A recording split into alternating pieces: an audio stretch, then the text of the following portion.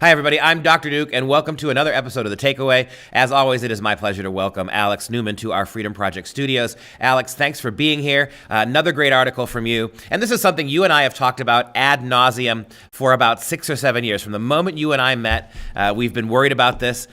When we allow government to fund private schools, Christian schools, Catholic schools, voucher schools, when we allow the government, whether it's state government, local government, federal government, to fund private schools, inevitably they pull that string and they force those schools to conform. Talk about what's going on in Alberta, Canada, with the Catholic schools there.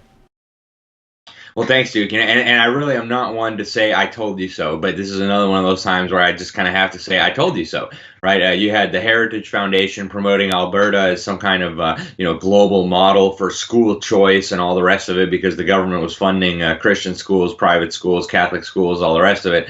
And now we see what the end result of that was. And I mean, it should have been pretty obvious that this was going to come. So long story short, the government developed some new sex education standards that involve, promoting sex changes, transgenderism, gender confusion, homosexuality, the government's views on marriage and things like that. Marriage. And Catholic schools said, well, it's a little bit problematic for us to tell children that being homosexual is all fine and well, and that, chopping off private parts to become the other gender is fine and well. So they said, you know what, can we just modify these a little bit to make them acceptable in our school? Because they already teach the government curriculum and everything else, and they're required to teach the government's perversion sex education curriculum. And the government reacted just outrageously. They said, no way, there's no room for negotiating here. You must teach the students this. We're not even going to have a discussion. You have to teach it. And so now there's actually calls for shutting down Catholic schools in Alberta because they showed even the slightest little resistance to teaching little, small children, kids who still watch cartoons and sleep in their mommy and daddy's bed when they have a nightmare, that they can be homosexuals or change genders or all the rest of it. So this is the danger that we, as you mentioned, Duke, have been warning about for a very long time. I know there's a lot of good people on our side who have joined the bandwagon for school choice and vouchers and government funding of private schools.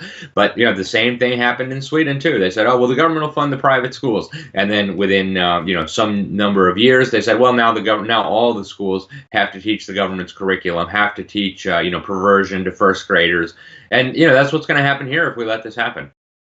Yeah, and the most alarming aspect of this, I mean, it really is shocking that Catholic schools, Christian schools in Alberta, Canada, and all across Canada, they must teach non-Christian values. They must teach progressive anti-Christian sexuality to their kids.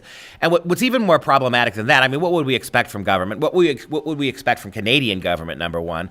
We're not far behind in this country. But what really bothers me is the acquiescence of the Catholic Church in this case, the acquiescence of Christians. The Catholic Church should never have been in bed with the government schools to begin with, ever.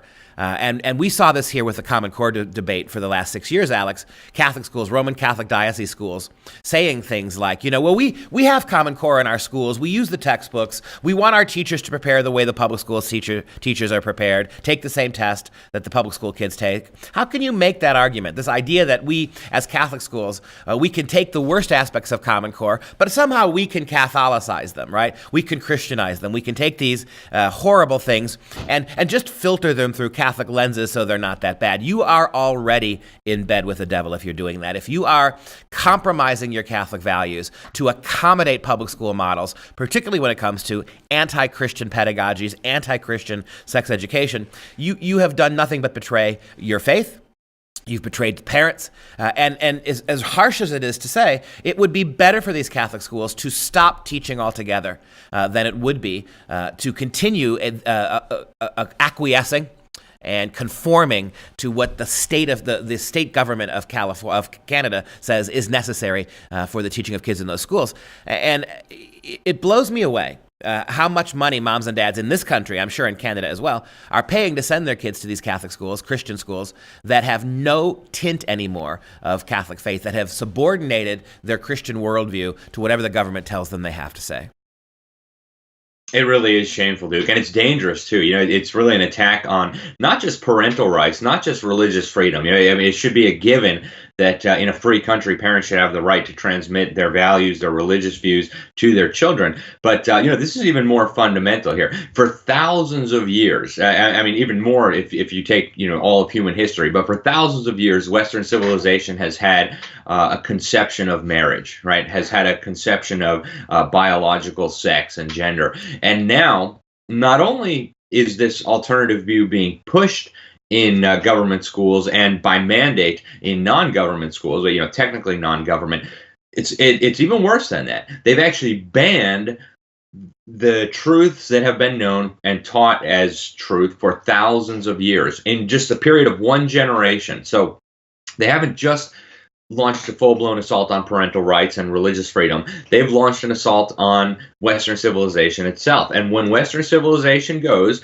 I don't know why Americans and Canadians and Europeans and others think that we're somehow immune to, what the rest of the world has been going through for thousands of years. If we lose what differentiated the West from, other cultures, think the Aztecs, think the Mayans, think the Olmecs, think the Incas, think, pick a society around the world, the Pygmies, we're going to lose the benefits that we got from that as well. The Western civilization was based on these Judeo-Christian values and beliefs that came from the Bible.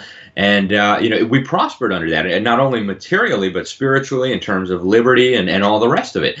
And we developed what, is commonly known today as civilization. We are at risk of losing all that if we continue down this path. And it seems like in Canada at the moment, the government is determined to actually ban the very values that made all that possible. So we are in deep, deep trouble. America, as you said, is not far behind here. And, I think the consequences are going to be absolutely devastating. And when they come, they're going to say, oh, how did this happen? Now we need more government intervention to save us from these problems. It's going to be a vicious cycle, and it's going to be nasty.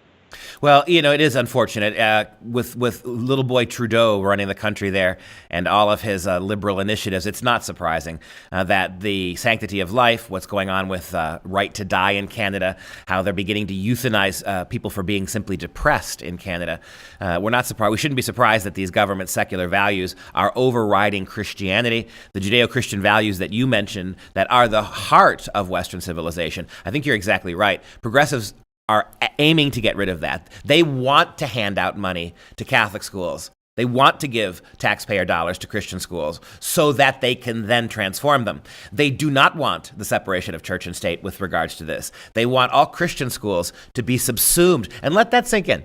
Right? This argument that we've heard from the progressive left, that we have to separate church and state. There can be no connection between those two things. Now the liberals have figured out when you do that, when you allow private Christian schools to function outside of the umbrella and the funding of government, people choose them, right? Because they want a valuable and an authentic Christian education, an education that does not promote the progressive sexual values in particular of the left. And so then they figured out now, the progressives, that if we can co-opt the schools, if we can take Christian schools and subordinate them with public taxpayer dollars, subordinate them to public school pedagogy and oversight by centralized federal governments, if we can do that, we can go one better than just separating church and state. We can conform the Christian schools to our private public narratives, our progressive narratives. And that is what's most alarming to me.